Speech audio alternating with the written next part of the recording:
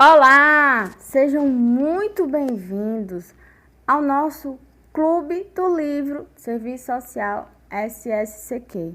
Bem, essa é a nossa segunda aula do livro Serviço Social na Contemporaneidade. Bem, gente, eu não preciso nem continuar dizendo que esse, atualmente, é um dos livros que mais cai, para não dizer o livro que mais é cobrado hoje nos editais. Serviço social na contemporaneidade, serviço social na cena contemporânea. Hoje podemos ler em quase todos os editais de serviço social. Então, realmente merece ser o primeiro livro a ser estudado. Ok? Vamos lá? Então, continuando, questão social e serviço social. O serviço social, ele vai ter na questão social a base de sua fundação como especialização do trabalho. Questão social apreendida como conjunto das expressões das desigualdades da sociedade capitalista. Madura, isso já foi questão de prova.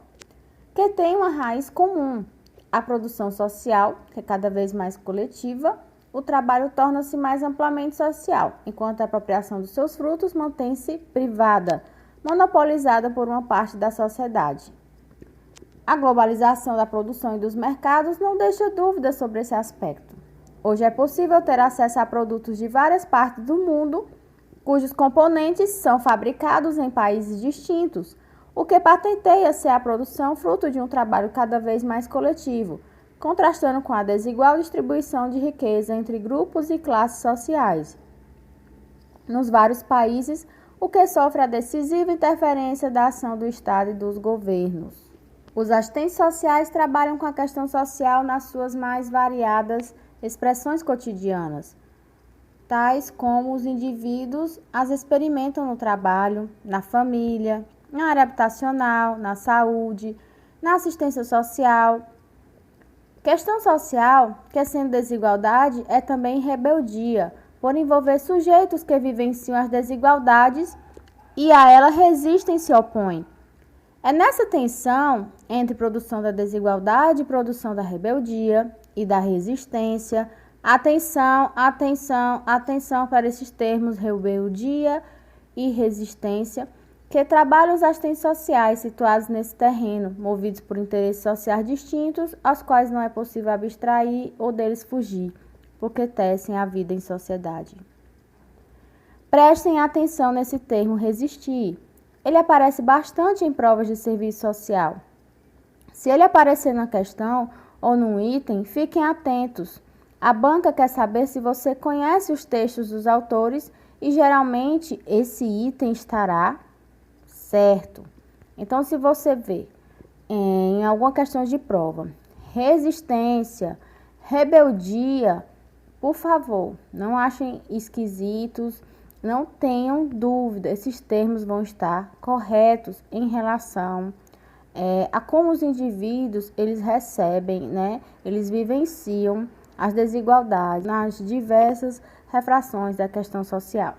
Em 2013, a Prefeitura do Rio de Janeiro perguntou: o trabalho é considerado no campo teórico-analítico, saúde do trabalhador, sob uma dupla perspectiva, ao mesmo tempo que é percebido enquanto organizador da vida social, como espaço de dominação e submissão do trabalhador pelo capital, é compreendido também como meio de, opção A, sobrevivência, trabalho, sobrevivência, é redenção, é autonomia ou é resistência? Essa questão, para quem não fosse um assistente social, poderia responder escolhendo outros itens, Trabalho poderia ser autonomia, poderia ser sobrevivência, Mas nós, com a leitura da teoria sobre a questão social, sobre o trabalho, podemos sim afirmar que,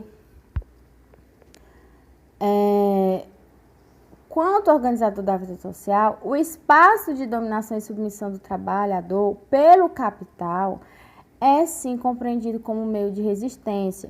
Essa resistência também é dos assistentes sociais se acontecer uma questão referindo-se aos assistentes sociais. Ok, também vai estar correta Porque os assistentes sociais, apesar do pouco prestígio social e dos baixos salários, eles formam uma categoria que tem ousado sonhar, que tem ousado ter firmeza, que tem ousado resistir, porque aposta na história, construindo um futuro no presente. Esse trecho também é aqui do livro Serviço Social na Contemporaneidade. Decifrar os determinantes e as múltiplas expressões da questão social, eixo fundante da profissão, é um requisito básico para avançar na direção indicada. A gênese da questão social encontra-se enraizada na contradição fundamental que marca a sociedade. Uma sociedade em que a igualdade jurídica dos cidadãos convive contraditoriamente com a realização da desigualdade. Assim, dar conta da questão social hoje é decifrar as desigualdades sociais, de classes, os seus recortes de gênero, de raça, de etnia, nacionalidade, mas decifrar também as formas de resistência e rebeldia com que são vivenciadas pelos sujeitos sociais. Ok? Então, acho que já ficou bem claro que esses termos rebeldia e resistência, eles são vivenciados pelos sujeitos sociais e, aparecendo em prova, eles estão corretos, ok? Como já foi falado, é muito importante que a questão social seja interpretada numa dupla perspectiva, para que possa tanto aprender as várias expressões que assumem na atualidade as desigualdades sociais e a sua produção e reprodução ampliada. Ok? Porque as formas de resistência já presentes, por vezes de forma parcialmente ocultas no cotidiano, elas dependem do trabalho para a sua sobrevivência. Assim, aprender a questão social é também captar as múltiplas formas de pressão social, de invenção, de reinvenção da vida construída no cotidiano. Então, as novas bases de produção da questão social, elas serão as múltiplas expressões que são objeto do trabalho cotidiano do assistente social. É necessário, hoje, repensar a questão social porque as bases de sua produção sofrem, na atualidade, uma profunda transformação com as inflexões verificadas no padrão de acumulação. Muito importante isso. Aqui agora nós vamos fazer, certo, um resgate, certo, dos modos de produção e que tanto interferem, certo, na questão social. Interferiram na questão social. Os 30 anos gloriosos do pós-guerra, até meados dos anos 70, marcaram a ampla expansão da economia capitalista sob a liderança do capital industrial, apoiada em uma organização da produção de base taylorista e fordista, como estratégias de organização e gestão do processo de trabalho, redundar em ganhos de produtividade e um certo reconhecimento do poder sindical da classe operária. A estratégia taylorista, fordista de organização do processo produtivo implicava a produção em série e em massa para o consumo massivo, uma rígida divisão de tarefas entre executores e planejadores, o trabalho parcelar, fragmentado e a constituição da figura do operário massa. Nesse sentido, eu achei muito importante fazer o resgate do taylorismo, do fordismo. É essencial para o assistente social entender claramente quais são as semelhanças e diferenças entre essas formas de produção, porque, primeiro, vocês vão ter sempre que estudar reestruturação produtiva e para podermos entender mesmo como foi que chegamos até aqui, certo? Ok. O taylorismo, ele é uma concepção de produção baseada em um método científico de organização do trabalho, desenvolvida por um engenheiro, Frederick Taylor. Em 2011, ele publicou Os Princípios da Administração. A partir dessa concepção, o taylorismo, o trabalho industrial, foi fragmentado, pois cada trabalhador passou a exercer uma atividade específica no sistema industrial. Para o fordismo, o nome já é dado a um modelo de produção automobilística em massa, certo? Falou produção em massa, fordismo. Já voltando ao taylorismo, é a concepção de administração fragmentada, onde cada um tem a sua função. Percebam as diferenças e os pontos mais marcantes. Em relação ao fordismo, ele foi instituído pelo americano Henry Ford Esse método consistia em aumentar a produção através do aumento da eficiência e baixar o preço do produto, resultando no aumento das vendas, que por sua vez iria permitir manter baixo o preço do produto. A sua origem com Henry Ford foi na indústria automobilística, como eu já falei, e demarcou o padrão industrial do pós-guerra. O Estado buscava canalizar o fundo público tanto com o financiamento do capital quanto para a reprodução da força de trabalho, movido pela lógica de que, para impulsionar a produção, há que ampliar mercados e preservar um certo poder aquisitivo da população, capaz de viabilizar o consumo de mercadorias e dinamização da economia. Ora, para atingir tais metas, é necessária uma política voltada para impulsionar a expansão do emprego, daí a meta keynesiana do pleno emprego. Quando vocês verem esse termo keynesiano, esse termo keynesianismo, vocês têm que lembrar sobre a meta do pleno emprego, ok? Sabe como seria esse pleno emprego? Bem, na verdade o keynesianismo aqui no Brasil nunca aconteceu, ok? É uma teoria no qual o Estado sabe viabilizar salários por meio de políticas sociais, opera uma rede de serviços que permitissem liberar parte da renda monetária da população para o consumo de massa, ok? Então, assim, de acordo com o Estado empresariado e sindicatos, envolveu uma ampliação das funções do Estado no campo das políticas públicas. Tais medidas aliaram-se a uma rigorosa administração dos gastos governamentais. Assim, a implantação de uma rede pública de serviços sociais é a parte da chamada regulação keynesiana da economia, uma das estratégias de reversão das crises cíclicas do capitalismo. Porque assim, como o Henry Ford falava da produção em massa, porque a produção em massa é uma produção que está sempre produzindo o mesmo produto, certo?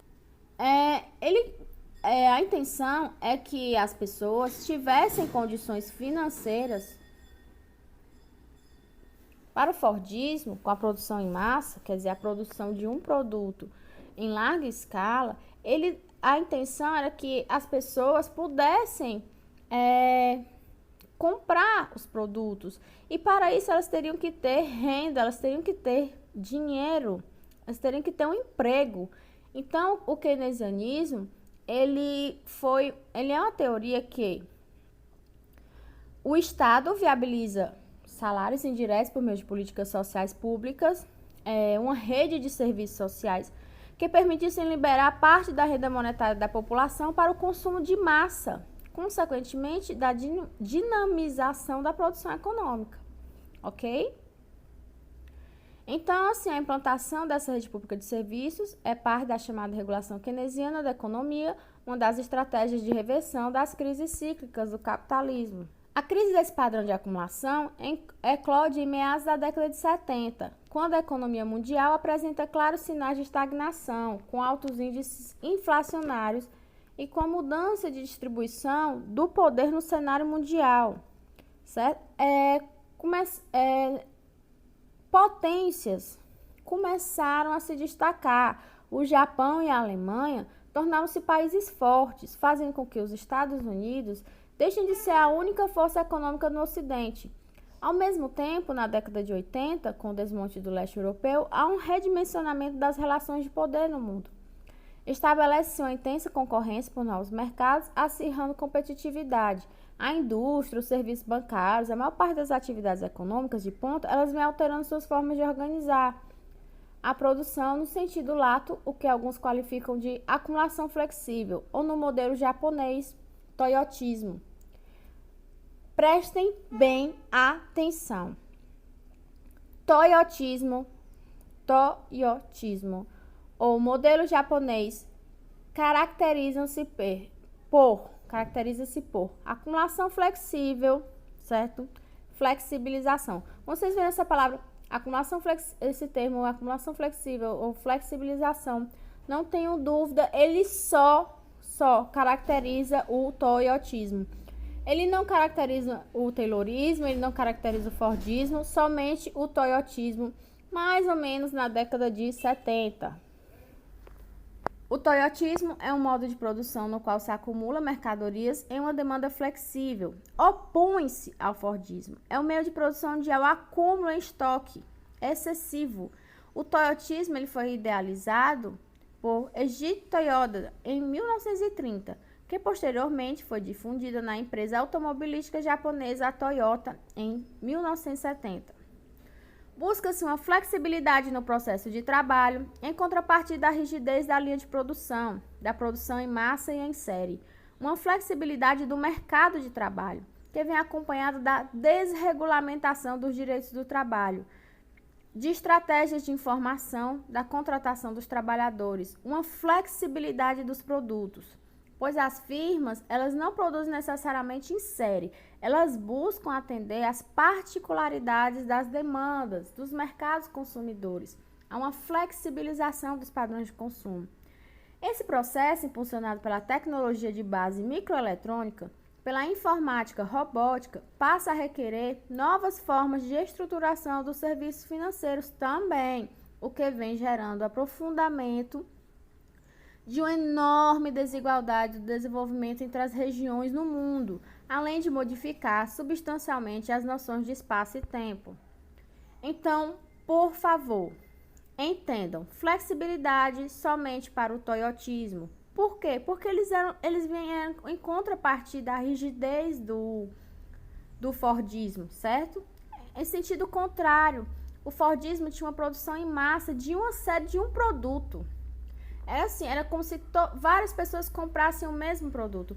E o toyotismo, ele veio dizer, não, a gente tem que atender à flexibilidade dos interesses dos nossos clientes. Então, eles falam em flexibilidade, é a palavra principal, é flexibilidade no processo de trabalho, você deveria aprender várias funções, não só uma. A flexibilidade do mercado de trabalho, que deve ser acompanhada da desregulamentação dos direitos do trabalho, das estratégias de formalização da contratação dos trabalhadores, da flexibilidade dos produtos, como eu já falei, atender a vários interesses, não há só um, né? Então, a flexibilidade dos padrões de consumo. A palavra é flexibilidade, toyotismo.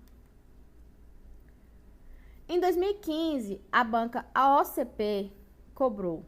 Nos anos 90, a produtividade é potenciada pela implantação de formas diversas de subcontratação e terceirização da força de trabalho, além da descentralização das unidades de produção, cujas fábricas são transferidas para as regiões sem tradição industrial.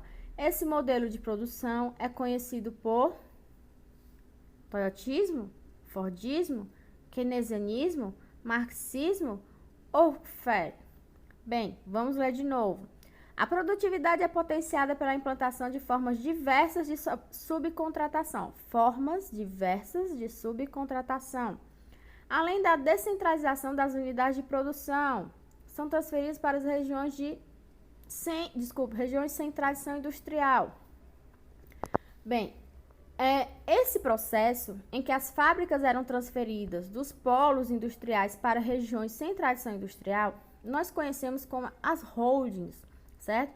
A competitividade intercapitalista impõe a exigência de qualidade dos produtos para garantir uma rentabilidade na produção. Então, acontece a globalização da produção e dos mercados. As empresas tornam-se empresas enxutas e criam-se a holding, que reúne em torno de si pequenas e médias empresas que fornecem produtos, serviços, chamada terceirização. Então, não pode ser o fordismo, não pode ser o keynesianismo, pior o marxismo e nada a ver o workfare. Resposta, toyotismo. Então, marcando aqui de novo, a palavra enxuta, a palavra holding, a palavra terceirização, globalização, flexibilidade, você não vai ter dúvida, é toyotismo.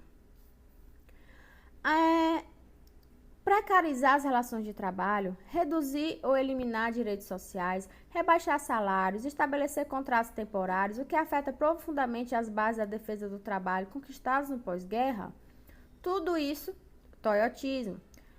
Ao mesmo tempo, estimulando dentro das empresas a preocupação com a qualidade do produto, tendo em vista a competitividade, por meio de novas formas de gestão da força de trabalho, novas políticas gerenciais e administrativas.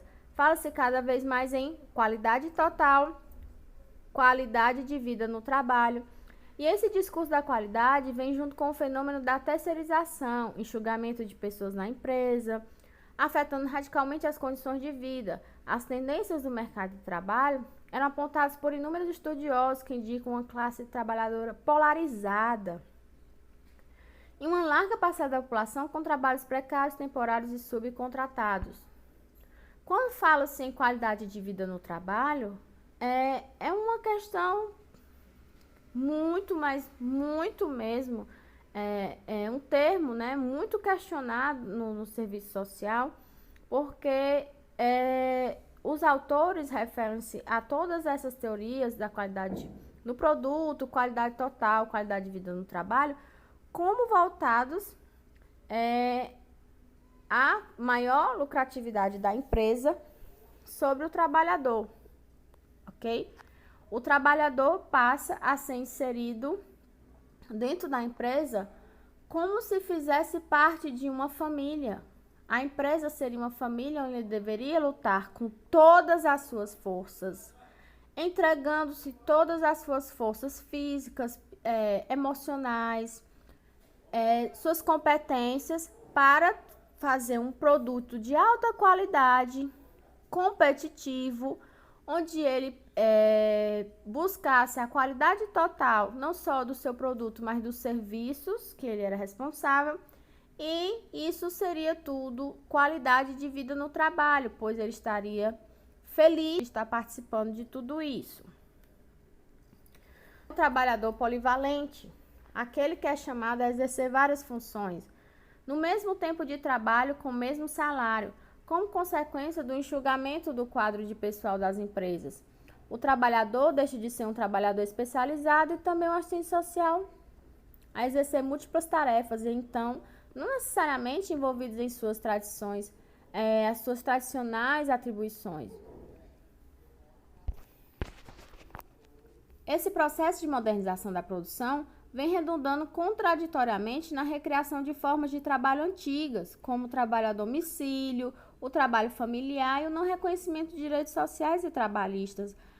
Não há progresso, há regresso. Em relação à classe trabalhadora, há regresso, ok? Não há um desenvolvimento, não há uma melhoria em relação aos direitos sociais e trabalhistas. Muito pelo contrário, isso tem que ficar muito claro. Há um regresso, ok? A modernização da produção e essa recriação de formas de trabalho, de novas formas de trabalho, a precarização, tudo isso contribui para atingir diretamente os direitos sociais e trabalhistas.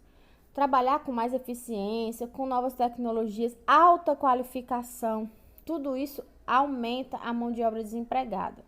Uma terceira revolução industrial acompanhada de profundas transformações mundiais. No atual quadro recessivo da produção econômica mundial, as lutas sindicais encontram-se fragilizadas e a defesa do trabalho é dificultada diante do crescimento das taxas de desemprego. A desordem do trabalho chama a atenção para a insegurança do trabalho, englobando a insegurança do mercado de trabalho. Na sociedade brasileira, esse quadro assume conotações particulares e mais graves, visto que ao desemprego resultante das novas tecnologias soma-se o persistente desemprego estrutural, as relações de trabalho presididas pela violência, a luta pela terra, o trabalho noturno, as relações de trabalho clandestinas, o trabalho escravo, a que passam a adquirir uma certa máscara de modernidade. As transformações no mundo do trabalho vêm acompanhadas de profundas mudanças na esfera do Estado, consubstanciadas na reforma do Estado exigidas pelas políticas de ajuste. Nesse ponto, eu indico que vocês leiam, certo? A reforma do Estado, certo? Leiam o texto da reforma do Estado. Eu já compartilhei esse texto no grupo. O Plano Diretor de Reforma do Aparelho do Estado, Bresser Pereira. Eu já compartilhei. É muito importante que vocês leiam esse texto. É muito importante que vocês leiam algum artigo comentando sobre esse texto dentro de um viés não neoliberal, que é o viés do texto totalmente neoliberal, e que vocês deem uma olhada em algum artigo que não tem essa visão, eu compartilhei alguns lá no grupo, certo? Continuando. O consenso de Washington está muito relacionado a essas reformas do Estado exigidas pelas políticas de ajuste. Sobre o consenso de Washington também, vocês podem, eu acho que vocês vão encontrar nesses artigos, mas vocês também podem olhar um podcast que eu fiz unicamente sobre Estado, neoliberalismo. É muito, mas é essencial, porque esses termos são recorrentes em prova e vocês precisam ter familiaridade com eles. Continuando. Em função da crise fiscal do Estado, em um contexto recessivo, são reduzidas as possibilidades de financiamento dos serviços públicos, ao mesmo tempo, preceitua-se o enxugamento dos gastos governamentais, segundo os parâmetros neoliberais. Reage assim à contrapolítica keynesiana contra a ampliação das funções reguladoras do Estado na vida social, em defesa do livre jogo do mercado. O projeto neoliberal surge como uma reação ao estado de bem-estar social, contra a social-democracia. Com a crise dos anos 70, as ideias neoliberais são assumidas como a grande saída, preconizando e desarticulando do poder dos sindicatos como uma condição de possibilitar o rebaixamento salarial, aumentar a competitividade dos trabalhadores e impor uma política de ajuste monetário. Seria uma taxa natural de desemprego.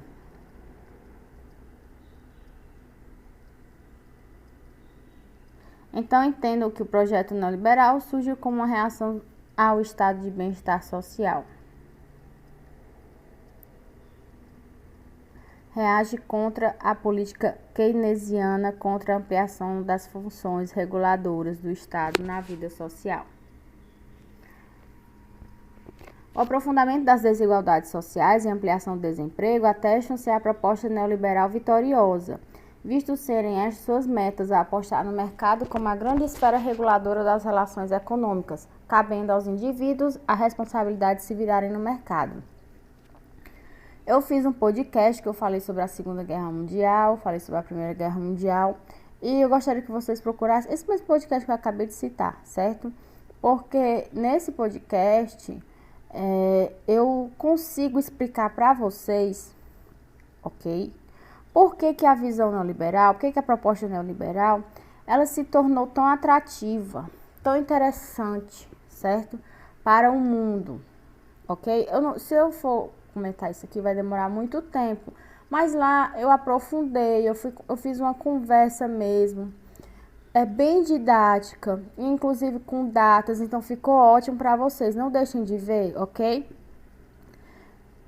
Em 2014, a FGV perguntou: assinale a opção que indica, segundo o ideal neoliberal, como se estabelece a relação entre a sociedade civil e o Estado. Opção A, autoritário, intervencionista, dirigista, associativo ou mínimo? Aqui não tem dúvida, né? O Estado neoliberal é o Estado mínimo, é aquele Estado que interfere minimamente, que é regulador minimamente de todas as relações, ok? Principalmente em relação aos serviços, os serviços públicos e as políticas sociais. Em 2014, a FUNCAB perguntou: no processo de reforma do Estado implantado por Bresser Pereira, um dos objetivos em relação ao papel do Estado foi o de transformar na perspectiva de totalidade, potencializando seu papel interventor? Errado. Próximo. Modificado na sua função social e no âmbito econômico, construindo medidas interventivas? Próximo. Torná-lo eficiente, eficaz, menos burocrático, moderno, abandonando suas características patrimonialistas e, portanto, transformando em um Estado gerencial correto. Foi o que eu disse, foi o que eu falei. Interventor ao mínimo. Então, não vai haver um estímulo a medidas interventivas, e sim a um Estado mínimo, a um Estado menos burocrático, que eles chamam de moderno, que eles dizem menos patrimonialista, gerencial. Então, a opção D é adaptá-lo aos padrões gerenciais como nos países de capitalismo central, reconstruindo características do estado de bem-estar social. Errado, né? Com o neoliberalismo, aqui eu vou citar até um autor, ele pode ser cobrado em prova. O Atílio Boron, ele diz que ele é argentino, ele sustenta que as políticas neoliberais presididas por uma dupla articulação, elas são presididas por uma dupla articulação. Por um lado, a satanização do Estado, o Estado é tido como o diabo, responsável por todas as desgraças, infortúnios, corrupção, e por outro lado, a exaltação e santificação do mercado da iniciativa privada, como eficiente, probidade, austeridade. Isso não é verdade. As repercussões da proposta neoliberal no campo das políticas sociais são nítidas, tornando-se cada vez mais focalizadas, mais descentralizadas, mais privatizadas. A preconizada redução do Estado é unidirecional. Prestem atenção. A preconizada redução do Estado é unidirecional. Incide sobre a esfera da prestação de serviços sociais públicos que materializam direitos sociais dos cidadãos de interesse da coletividade. Na linguagem governamental e empresarial, trata-se de reduzir o custo do Brasil na contrapartida daquele enxugamento. Tem-se um alargamento da proteção do Estado para os grandes oligopólios. O fundo público é cada vez mais desigualmente distribuído, sendo canalizado para a sustentação dos grandes capitais. Quando o neoliberalismo fala um Estado mínimo, ele não fala um Estado mínimo para o capital financeiro, não. De jeito nenhum. Nem quebra de saneamento de bancos. De maneira nenhuma, é o chamado fetichismo do dinheiro, certo? O dinheiro vai servir aos interesses das classes dominantes, ok? E passa a ser uma mercadoria, onde o capital financeiro, aí falamos da financiarização do capital, agora mais recente com o neoliberalismo, o enxugamento não é atingindo os bancos, não é atingindo todos os setores do Estado, somente mesmo as políticas públicas, as políticas sociais, os serviços, né, que são ligados ao estado de bem-estar. A cidadania não se construiu historicamente no Brasil como nos países europeus, eu também falei isso no podcast, né? Ou seja, o discurso neoliberal tem a espantosa façanha de atribuir títulos de modernidade ao que há mais de conservador, ao que há mais atrasado, fazer do interesse privado a medida de todas as coisas, obstruindo a esfera pública, a dimensão ética da vida social, as obrigações sociais do Estado. E isso se verifica no trabalho cotidiano do serviço social, embora os direitos sociais sejam universais por determinação constitucional. As instituições governamentais tendem a pautar-se pela lógica do contador. A desigualdade que preside o processo de desenvolvimento do país tem sido uma de suas particularidades históricas. O moderno se constrói por meio do arcaico. Isso atribui um ritmo histórico particular ao processo de mudanças, uma cadência histórica particular, em que tanto o povo quanto o velho se alteram. A questão social presente hoje, ela apresenta tanto marcas do passado quanto do presente.